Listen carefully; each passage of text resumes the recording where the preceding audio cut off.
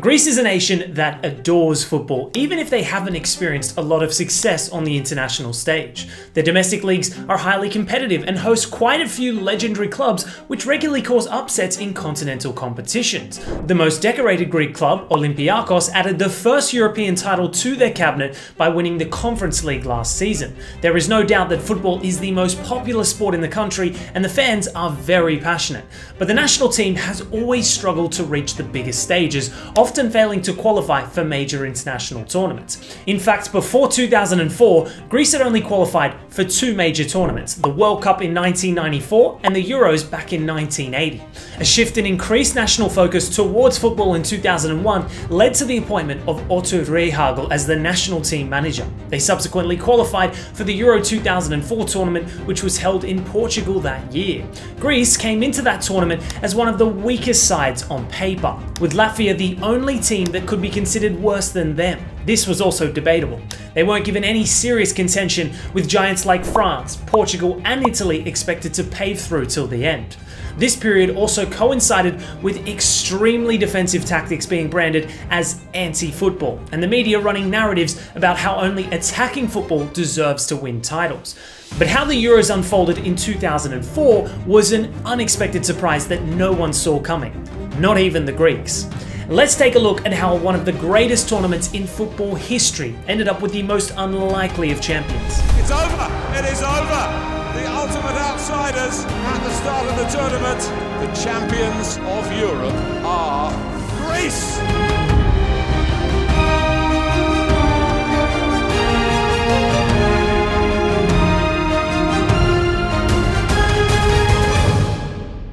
The story of how Greece stunned Europe in 2004 begins 3 years prior to the tournament. The Greek Football Association had realised the need to change the national team structure if they were to have any chance at qualifying for the big tournaments. In came Otto Rehhagel, a well-known German tactician who had been managing clubs in the Bundesliga for about 3 decades, including Werder Bremen, Borussia Dortmund, Bayern Munich, and his most notable stint with FC Kaiserslautern.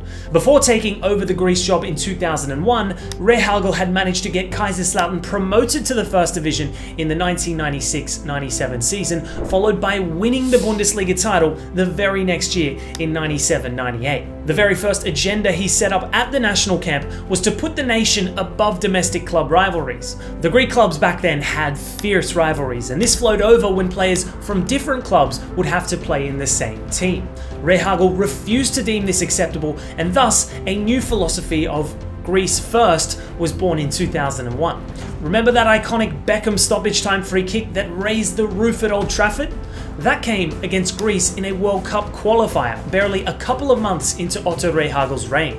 Greece almost pulled off a 2-1 victory until Beckham made it 2-2. But there were a lot of good signs to take note of, as Greece built a core of 20-odd players that would always be called up.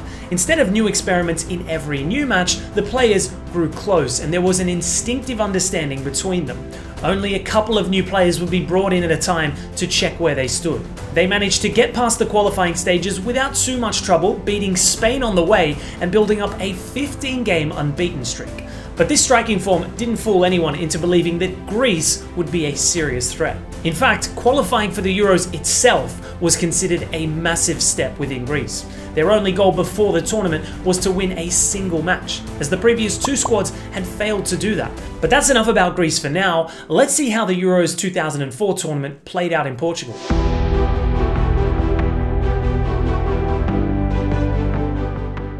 There were 4 groups with as many teams in each. Greece was in Group A with Portugal, Spain and Russia for company.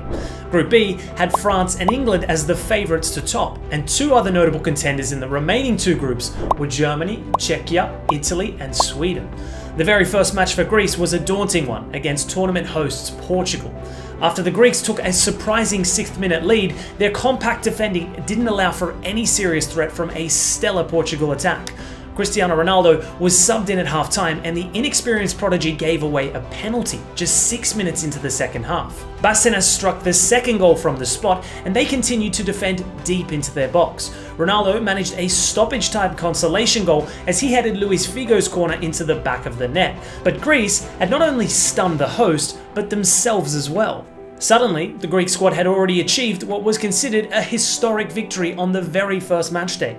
They were free of any expectations for the rest of the tournament, no matter what they did. The players watched their triumph over Portugal that night over and over again, listening to different Greek commentators and getting goosebumps. Meanwhile, Zidane showed levels to the English side as France won 2-1 with a brace in stoppage time. The second game week saw Greece manage a 1-1 draw against the Spanish side, while Portugal won against Russia. Elsewhere, Rooney bagged a brace against Switzerland to become the youngest goal scorer in the Euro final stage. This record would be broken within 4 days by Swiss player Johan von Lenten. The last game week handed Greece a defeat against Russia, while Portugal managed to win against Spain. This meant that Portugal would take first place, but Greece still managed to scrape by on the basis of goals scored, finishing in second place. Spain and Russia did not make the quarterfinals. In Group B, France and England easily managed first and second places respectively. Croatia and Switzerland crashed out of the tournament. Group C saw the most number of draws and 3 teams ending with 5 points, while Bulgaria lost all 3. Sweden and Denmark qualified on goal difference, while Italy was sent home. The last group saw Czechia win all 3 matches to top the group, with the Netherlands in second place. Germany and Latvia had to say goodbye.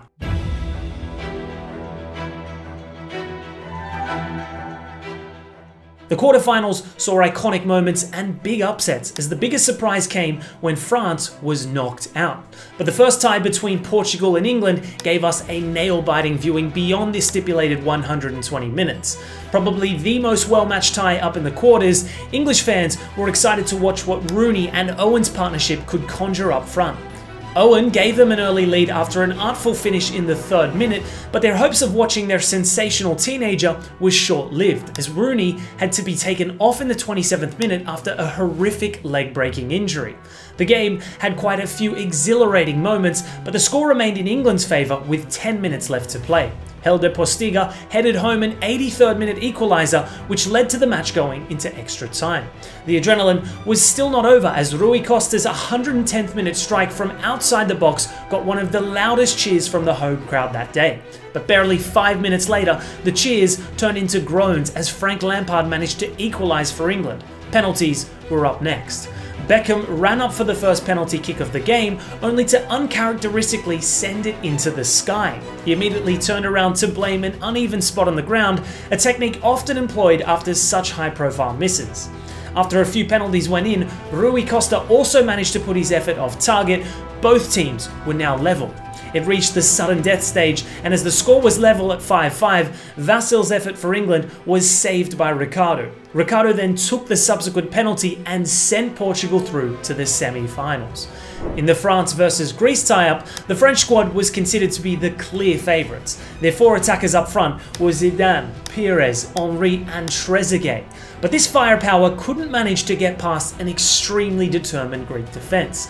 After 60 minutes of composed defending and a brilliant performance by George Clooney lookalike Nikopolidis, the Greek forward Charisteas headed a swerving cross into the back of the net past a helpless Barthez. Greece held on to their tender lead and sent France home packing. Czechia continued their fine form by beating Denmark 3-0. The last tie-up saw a goalless draw between the Netherlands and Sweden after 120 minutes. The Netherlands triumphed in the penalty shootout to book their semi-final spot. Portugal played the Netherlands in the semi-finals, where Cristiano Ronaldo scored the opener in the 26th minute, followed by a second-half goal by Maniche to put them 2-0 up. An own goal by Andrade wasn't enough for the Netherlands to turn the deficit over. The host nation had booked their place in the finals in front of an adoring home crowd. The other semi-final had Czechia being pitted to break Greece's fortunate run up until now. The media had even started an agenda against Greece for playing boring football by now. The underdogs weren't given much sympathy for their stellar defensive performances.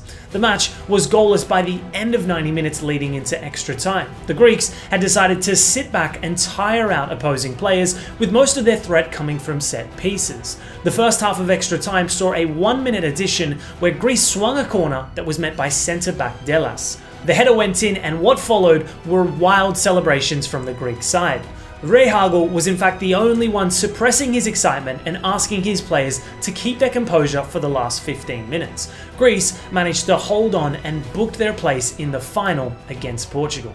The scenes were incredible, 1,600 miles away, where Greeks were enjoying the campaign from home. Offices would be shut and the nation watched as one on the 4th of July 2004. The Estadio da Luz Stadium in Lisbon would host over 60,000 fans, mostly covered in red and white.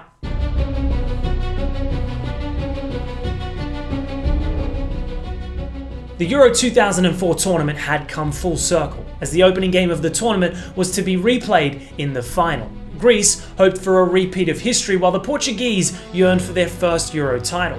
What followed was a unified defensive masterclass from Greece. They stayed narrow and fought with vigour. They tackled bravely and focused aggressively on attacking set pieces. In the 57th minute, their immense discipline paid off, as their only corner kick of the game led to their number 9, Charisteas, heading in the winning goal.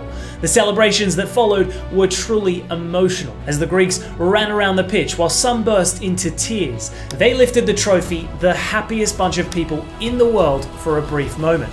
The Greek captain, Theodore Zacharakis, deservedly received the Player of the Tournament award for his outstanding leadership throughout the tournament. An underdog story reached a satisfying ending once again in football. Even though the English media couldn't help lashing out against the anti-football victory, the Greeks couldn't care less. Their victory was enjoyed by Greeks at home and travelling fans alike.